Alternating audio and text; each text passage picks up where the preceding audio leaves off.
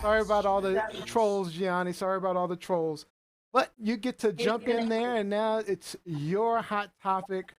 So, with all this overt racism we've had, and now you want to talk about Rick Ross is in the news again, talking about colorism. Colorism. Yes. So, is this truth or is it So shenanigans? this is shenanigans. But colorism to me is kind of important because I've had a lot of personal experience with colorism. So I would say that this is some truth. But you guys, let's see how we take it. So in a viral video resurfaced, Black social media has been going at Rick Ross, rapper, and label owner of MGM. Yeah, MGM label. So he had a show on VH1 called Signed, where he would have women R&B artists go against each other to pick one winner that he was going to sign to his label because there is no women on the label. So in the video that is playing, what is happening in this video is the first singer. Her name is just Brittany. You can clearly tell that she is a lighter skin tone than probably the rest of the girls. And if you do want to see this video, you can just type in this clip on YouTube, like VH1 signed Rick Ross. Yeah, and it'll pop up because it's popular right now. So, Just Brittany is the first to sing her song, and though she's pretty off key, Rick Ross tells her that your future is bright. With The Dream, another artist and producer, and people just in there providing similar remarks like, oh, yeah, you're a star, you're bright. And Kaiya, which is a darker skinned R&B singer, she's going to show up soon. She has kind of like dreadlocks and all of this going on. You'll see her. Her song was clearly, she had more skill. She had more range. She had a better voice, period. So Rick Ross's response to her performance was that that wasn't the best platform for your voice. Which isn't a horrible response. Because they used a similar honestly. beat, I think it was, right? Yeah, they used actually the same beat. And so Kaiya gave a better performance because she's an R&B singer, and Brittany didn't because she's more of a hip hop artist. Well, that's my opinion. If you guys watch it, you can say that. No, I saw it. I agree. Okay, good. So my question to sum it up is, do you guys believe this clip is a case of colorism, or is this just the music industry choosing maybe their most attractive or what people think is the most attractive female? And I would like to start with Neo. Oh, perfect. Because I wanted to start. so, so this was a tough one, right? Because there's always been discrimination in the music industry, whether you're overweight, black, or even too black, right? Now, there's no question that this darker skinned girl, what's her name, Kaiya, you said, sang better. There's no question. But in this case, there could be a slew of other reasons that they chose her. It may not be colorism in this particular case, in my opinion. I mean, it's not like the two women look the same, except for the deeper shade of melanin, right? There was also a weight difference. You know, the darker girl being a little bit smaller, Kaiya, right? And then lighter girl was also dressed more provocatively, and there was a significant difference in confidence level as well. If you listen to them, you could feel a difference in confidence. So what I'm saying is, you know, could this be colorism? Sure, yeah. But I think people saying this particular clip is colorism might be reaching a little bit. Definitely, I think it's an issue out there in the industry, but you know, there are probably better examples, you know, of young dark-skinned women with tons of talent struggling to make it. I'm not saying it's not an issue in the industry. I'm just saying I'm not sure. I think Rick Ross just liked the girl who was dressed all, you know, nice. I think he just liked her better, liked her look better, and maybe her confidence. There's a number of reasons outside of just colorism that I think she might have been selected. But it could also be part of it. That's my thought. Go ahead. I think Lizzie she's holding her tongue, so I will let her talk. Well, if Rob wants to go next, that's fine. Okay. Okay, let's hear Rob. Sure. I had a feeling this was going to be a fun one. Musical appreciation is subjective. In my opinion, Kaiya killed it. She's a much more talented singer and performer. No She question. performed the same song with more passion, more energy than just Brittany. Just Brittany just swayed, showed a lot more skin than Kaiya, bigger in the booty. But Yeah. not where I'm not earning gold records yet, so I really don't know the industry secrets. Why they chose Yeah. just Brittany is beyond me, because she wasn't off key when she sang her song, but she was just kind of barely singing along with the arrangement that was already there. It's almost like she was just accompanying it, whereas Kaiya performed the hell Apparently, out he of the wanted to song. hit it. Yeah, Yeah. so this might be a case of colorism, or simply a case of business. Who is more marketable? I don't work at that level of the industry, so I really can't say. But as far as my personal opinion, Kaya should have been Way more signed talented. on the spot because that girl can sing. Way more It talent. was impressive. Beautiful voice. Yeah, I agree. All right, Lizzie. Thank you, Ralph.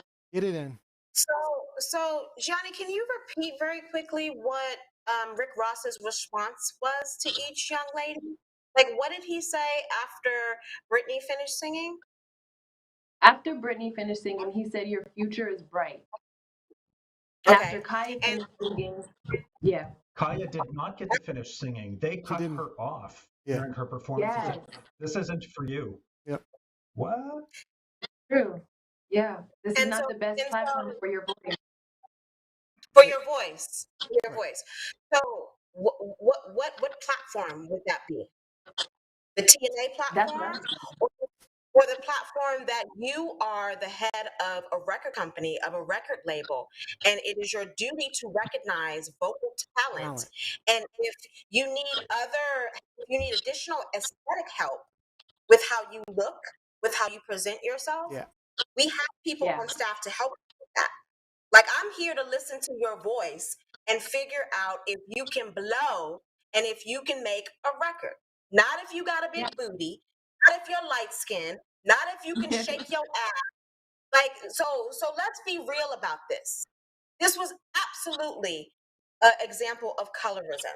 And let me take it further in that colorism in the Black community isn't as harsh on the Black male as it is on the Black female. I think we should I didn't say clarify it what colorism is, because I'm not sure all of our audience understands what So colorism is. true. It's basically racism based on judging someone by their hue, the by hue, their skin lighter tone. skin. So we find that darker skinned Black people are treated very differently than lighter skinned Black people, for example. Although, let me just say, like, not every light-skinned person has had it easy. Even though I don't necessarily consider myself light-skinned, my grandmother used to call me piss-colored. I was her piss-colored grandchild. Goes back to Hi, slavery yeah. days too. The house inwards. If that ain't colorism, I don't know what is. But as it relates to our community, colorism is way more harsh amongst females. Yes, I Both agree. by 100%. females and by males. And so this is something that I think It still I'm not exists surprised. in males, but I think it is harsher It in still females. exists in males, but it's way more harsh for.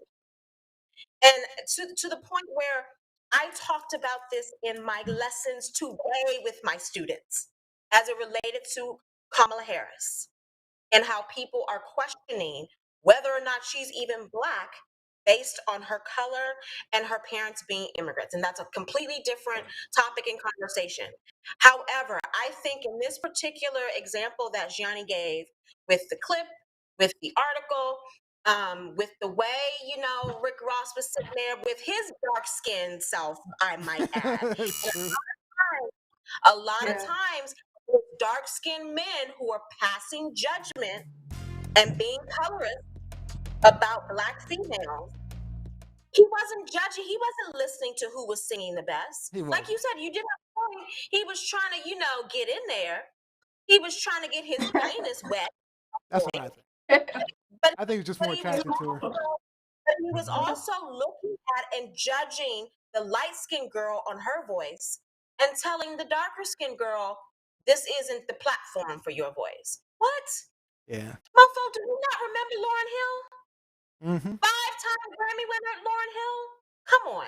And I just use her as an example just because she won all those Grammys and she was the it girl in 1998, 1999.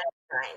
And she's a very beautiful, dark-skinned woman. A little gray, but again, that's a different conversation. But yeah, that was completely an example of colorism, 100%. All right, 100%. Mike Winter says, let me find out Rob be talking about them pound cakes. Mike Winter, Kevin Thaxton said them yams.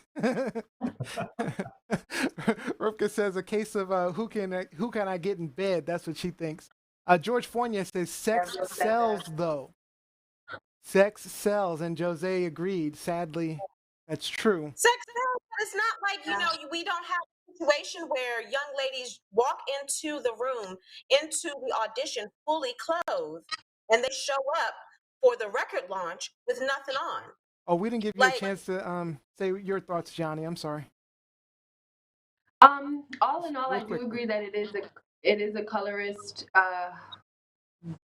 I think it has a taste of colorism, but I do agree with you guys because I wanted to get male perspectives as well and just different colors. So I feel like it could be a case of more attractive, even though I don't even think she was more attractive than Kaiya, but that's my opinion. I don't think so either. But I think, yeah, at all. But I think that you're right, the confidence, the outfit, maybe she said that she was trying to, on purpose, use Rick Ross's, like, words and, like, she knew how to milk the game, too. She was smart like that, I guess.